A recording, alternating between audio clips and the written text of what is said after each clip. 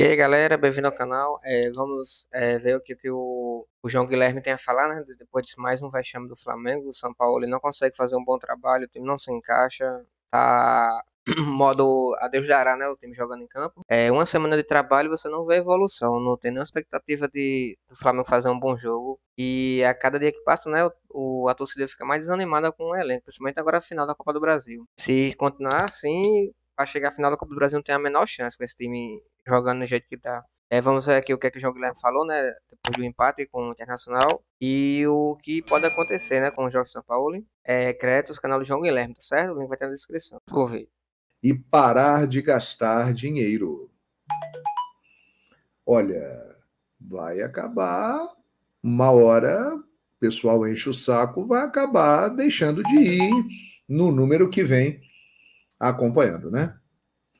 É isso aí. Torcida deveria ficar em casa. Mensagem que não para de chegar, a galera mandando muitas mensagens, o WhatsApp está animado. Torcida deveria ficar em casa e parar de gastar dinheiro. Olha, o torcedor, ele é um apaixonado pelo time dele e ele vai na fase ruim, na fase boa. O cara que é louco por futebol, ele vai mesmo. E isso falando de todas as torcidas. Mas a torcida do Flamengo, que tem a melhor média de público do futebol brasileiro e disputa com o River Plate a melhor média de público da América do Sul, porque o River agora joga no maior estádio da América do Sul, que é o Monumental de Núñez. O Maracanã já não é mais o maior estádio do mundo, nem da América do Sul. Mas a torcida do Flamengo, ela disputa com a torcida do River para ver a melhor média da América, né? A torcida do Flamengo está sempre lá. E não é de hoje, porque falam o seguinte: porque agora os maiores públicos da história do futebol brasileiro, envolvendo jogos de times. Os 10 maiores públicos, 8 têm a presença do Flamengo. 8. Dos 10 maiores públicos da história do futebol brasileiro, 8 têm a presença do Flamengo. A torcida do Flamengo sempre compareceu ao Maracanã. Antes de Zico, durante a era Zico, pós-Zico, na época das vacas magras, na época do sofrimento muito grande. E agora, a partir de 2013, com uma reformulação, 2019 os resultados começaram a aparecer, a torcida do Flamengo continuou comparecendo e comparece num número expressivo. Então a torcida do Flamengo, ela apoia o seu time desde sempre. Porém, existe uma coisa neste time do Flamengo que eu confesso que não vi em nenhum outro time do Flamengo desde que eu acompanho futebol. E acompanho futebol desde 1978. A minha primeira lembrança do futebol foi a Copa da Argentina. A Argentina campeã, em cima da Holanda, o Brasil, aquele golaço do Nelinho na disputa do terceiro lugar com a Itália, o jogo entre Argentina e Peru, que os argentinos fizeram 6 gols e eliminaram a seleção brasileira. Essa é a minha primeira lembrança do futebol. Então eu comecei a acompanhar futebol na época que a geração do Zico estava começando a se firmar no Flamengo, né? Gol do Rondinelli, de cabeça, no final do jogo contra o Vasco, o Flamengo campeão carioca. A partir dali, aquela geração ficou, se firmou e virou o que virou. Ganhou tudo o que foi possível. A maior geração da história do Flamengo. Mas eu também já vi e já narrei o Flamengo com times ruins, times bem limitados, times que de fato não condiziam com a história do clube. O Flamengo já teve grandes times e já teve times também bem fraquinhos. Mas todos esses times, todos, desde que eu acompanho o futebol, de 78 para cá, eles tinham uma coisa que o Flamengo de 2023, já no final de 2022 começou a demonstrar, mas se firmou em 2023. Este time do Flamengo de 2023 é o time mais apático, sem comprometimento, sem gana, sem vontade, que eu já vi vestir a camisa do Flamengo. Repito aqui, já vi times do Flamengo muito piores do que esse de 2023, bem piores, e que não tinham nem de perto as condições que esse time do Flamengo de hoje tem. Nem a época do Zico, pelo contrário, a época do Zico era dureza. As condições de treinamento não eram as ideais e tal, aquela coisa toda. Depois times que eram muito esforçados.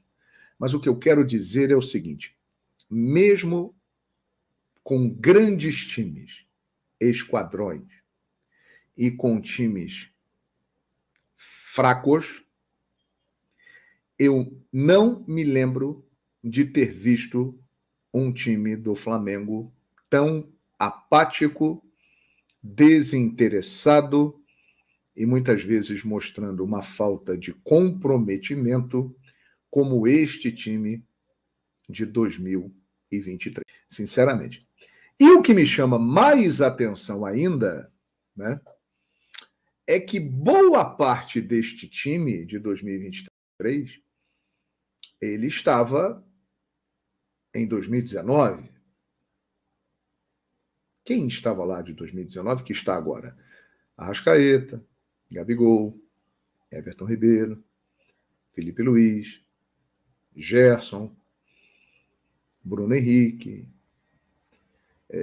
São muitos jogadores daquele time de 2019. 2020, pandemia e tal, mas conseguiu ganhar títulos. Copa Sul-Americana, Campeonato Carioca, ganhou a Supercopa do Brasil, né, ganhou o Campeonato Brasileiro e por aí vai. 2021, o Flamengo ganhou a Supercopa do Brasil e ganhou o Campeonato Carioca.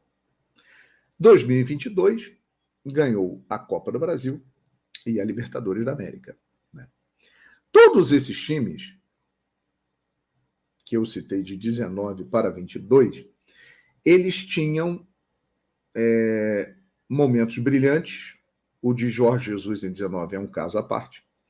Mas pós-Jorge Jesus, eram times que tinham oscilações, muitas vezes jogavam bem, jogavam mal, mas o Flamengo estava ali empenhado, que é o que toda torcida exige de um time de futebol.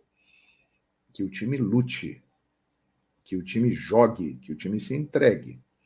Quando não dá na bola, dá na vontade, no coração. E este time de 2023, que tem um elenco melhor do que de 2019, 2020, 2021, 2022, este time do Flamengo, que tem tudo e todas as condições, não sabemos o que acontece. O correto dizer é o seguinte: eu nunca vi, e tenho a impressão de que muitos que estão me acompanhando agora vão concordar comigo, um time do Flamengo que não tem vontade. Essa é a mais absoluta verdade. Você até vê em casos isolados, você vê alguns jogadores que estão tentando se doar. O Luiz Araújo, que hoje entrou e se machucou. O Bruno Henrique, em muitos casos, é um cara que entra firme e forte, né? E algumas outras situações, né? Mas se você pegar o grupo e botar no pacote, no geral, é um time que peca realmente pela atitude, né? A eliminação do Flamengo para o Olímpia este ano na Libertadores da América, ela foi, talvez, a eliminação mais vergonhosa da história do Flamengo.